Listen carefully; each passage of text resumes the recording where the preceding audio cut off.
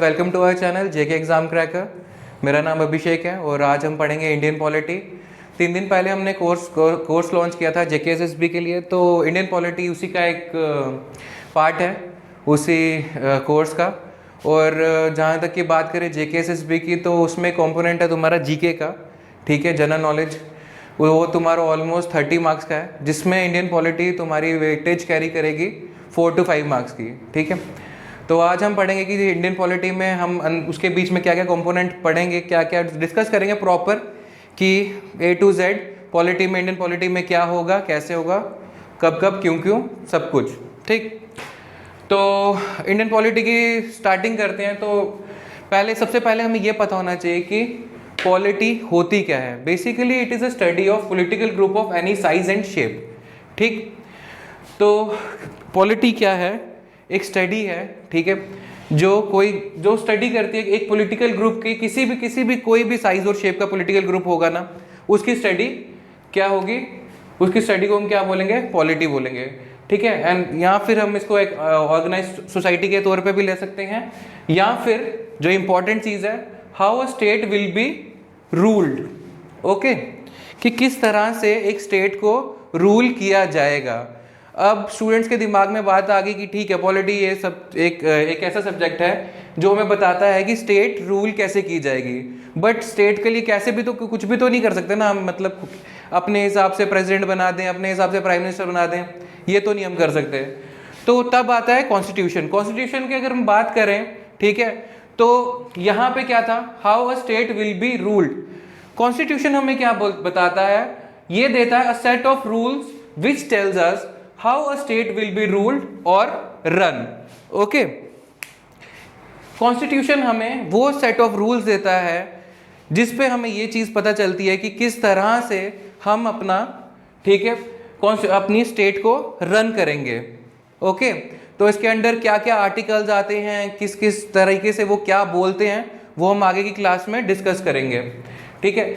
एक चीज़ और एग्ज़ाम में काफ़ी बार पूछा जाता है, और इसको कॉन्स्टिट्यूशन को हम supreme law of the country भी बोलते हैं, और कॉन्स्टिट्यूशन को फाइनल लॉ, यहां मैं लिख देता हूं,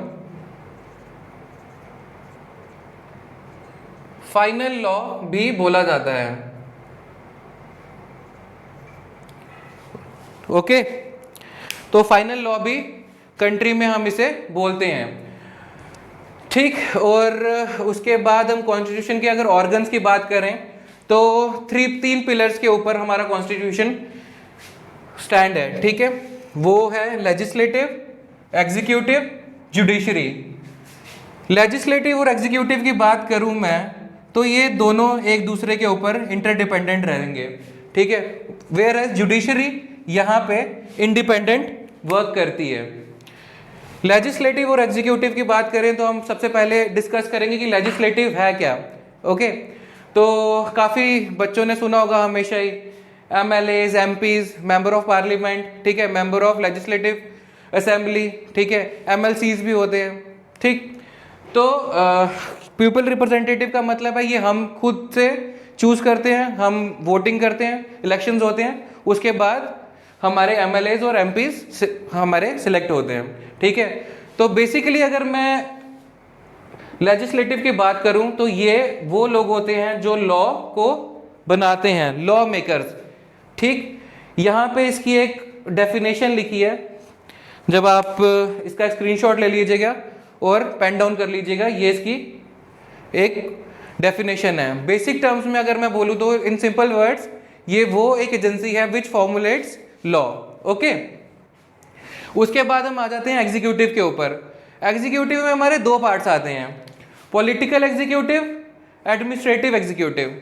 पॉलिटिकल एग्जीक्यूटिव में अगर मैं बात करूं तो आएंगे president, PM, council of ministers, ठीक है। और पॉलिटिकल एग्जीक्यूटिव बेसिकली जो होंगे ये नॉन परमानेंट मेंबर्स होंगे। पता है सबको कि यार प्राइम मिनिस्टर हर 5 साल बाद आएगा, प्रेसिडेंट का एक टेन्योर होता है, काउंसिल ऑफ मिनिस्टर्स हमेशा शफल होके आते रहेंगे, तो इसीलिए ये नॉन परमानेंट मेंबर्स बोला जाता है इन्हें। वेयर एज एडमिनिस्ट्रेटिव एग्जीक्यूटिव की बात करूं तो ये पूरी लॉबी होती है, IAS, पीसीएस ऑफिसर्स की, जैसे यहाँ पे जम्मू एंड कश्मीर में केएस ऑफिसर्स बच्चे जानते होंगे। ओके, तो ये जो लॉबी होती है इसको, ये है हमारी परमानेंट लॉबी है ये, ठीक है। ओके, तो ये परमानेंट क्योंकि प्रॉपर जो भी आईएएस होंगे या जितने भी एडमिनिस्ट्रेटिव एग्जीक्यूटिव्स होते हैं जितने भी, वो प्रॉपर एक उनका टेन्योर होता है ऑलमोस्ट 30 साल का, 33 ईयर्स का, तो इसलिए ये एक परमानेंट लॉबी इसको बोला जाता है। ओके, अब बात करें लेजिस्लेटिव की, तो लेजिस्लेटिव क्या करता था, लॉ को बनाता था। एग्जीक्यूटिव का काम क्या है, एग्जीक्यूटिव का काम है लॉ को इंप्लीमेंट करना, ठीक है। यहां पे नीचे लिखा भी हुआ है, it exercise authority and hold responsibility for governance of state, ठीक। इसको ये भी इसकी क्या है, ये भी इसकी डेफिनेशन है, आप पेन डाउन कर लीजिएगा। ओके, और उसके बाद अगर मैं बात करूं जुडिशरी की बात करूं तो इसमें हमारे supreme court, high court, lower court, subordinate courts, ये सब चीजें आ जाती हैं। इंडिपेंडेंट काम करती है हमारी जुडिशरी, ठीक। और ये तीनों हमारे 3 पिलर्स, इनको 3 पिलर्स बोला गया है कॉन्स्टिट्यूशन के, ठीक है। और 4th पिलर आपको पता है, ये मीडिया को बोलते हैं हमारे इंडियन कॉन्स्टिट्यूशन के अंदर, ठीक है। तो अगर मैं जुडिशरी के डेफिनेशन की बात करूं तो यहाँ पे है, it has power to make decisions and also enforce the law, also solve disputes. Okay, तो जुडिशरी बेसिकली क्या करती है, देखती है कि जो लॉ यहां से बन के आ रहा है और यहां पे इंप्लीमेंट हो रहा है, क्या वो सोसाइटी के लिए सही भी है कि नहीं है, ठीक। तो इसीलिए इसका इंडिपेंडेंट होना बहुत ही ज़्यादा ज़रूरी है हमारे सोसाइटी के लिए। अब ये तो होगी हमारी एक मोटी मोटी बात। अगर हम करें तो इंडियन पॉलिटी में कॉन्स्टिट्यूशन, पॉलिटी क्या होती है, कॉन्स्टिट्यूशन क्या होता है, ऑर्गन्स क्या हैं कॉन्स्टिट्यूशन के। हम अपने कॉन्स्टिट्यूशन पे आते हैं, इंडियन कॉन्स्टिट्यूशन के ऊपर अगर आए तो हमारे कॉन्स्टिट्यूशन में 22 पार्ट्स हैं, 395 आर्टिकल्स हैं, 12 शेड्यूल्स हैं। पहले ओरिजिनली हमारे 8 शेड्यूल्स थे, उसके बाद हमारे जो बाकी के 4 शेड्यूल्स हैं वो अमेंडमेंट के तौर पे ऐड हुए हैं। वो कैसे कब ऐड हुए हैं वो हम आगे क्लासेस में पढ़ेंगे। ओके, तो बात करूं तो कुछ बच्चे कभी मेरे को बोलते हैं कि सर 22 नहीं 25 पार्ट्स हैं। यहाँ पे कुछ बच्चे ये भी बोलते हैं नहीं सर 448 आर्टिकल्स हैं, 450 आर्टिकल्स हैं, ठीक। तो ऐसा कुछ भी नहीं है, ओरिजिनली आर्टिकल्स 395 ही हैं, बाकी जो भी हुई है वो अमेंडमेंट्स हुई हैं। और अगर मैं पार्ट्स की बात करूं तो वो भी जो 23 पार्ट, 24 पार्ट, 25 पार्ट जितने भी हैं ना, वो तुम्हारे सारे के सारे अमेंडमेंट्स हैं। अगर कभी भी क्वेश्चन आते कि कितने पार्ट्स हैं हमारे इंडियन कॉन्स्टिट्यूशन में, तो आप यही टिक मार के आएंगे, वरना नेगेटिव मार्किंग आपको मिल जाएगी, वो आपकी मर्जी। ओके, आर्टिकल्स तो मैं बता दिया मैंने, और किस तरह से जो 4 शेड्यूल्स ऐड हुए हैं आगे, वो कौन कौन सी अमेंडमेंट से आए हैं वो हम आगे क्लास में पढ़ेंगे। अब दूसरा जो क्वेश्चन होता है बच्चों का, वो बोलते हैं सर 395 आर्टिकल्स हैं, याद कैसे करेंगे। तो मैं अभी स्टार्टिंग में बता दूं, हमें सारे के सारे आर्टिकल्स याद करने की कोई ज़रूरत नहीं है। हमें आर्टिकल्स कुछ ही याद करने हैं जो इंपॉर्टेंट हैं, जो रेलिवेंस रखते हैं एग्जाम को लेके, ठीक है, जो रेलिवेंट है एग्जाम को लेके, हमें वही पढ़ने हैं, हमें सारे नहीं पढ़ने हैं, ठीक है।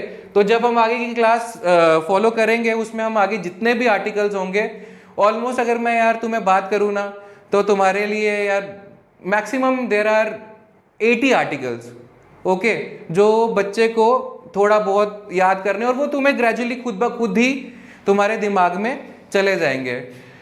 तो फिलहाल आज की क्लास के लिए इतना रखते हैं, इंट्रोडक्टरी के लिए मेरे हिसाब से काफ़ी है आज के लिए।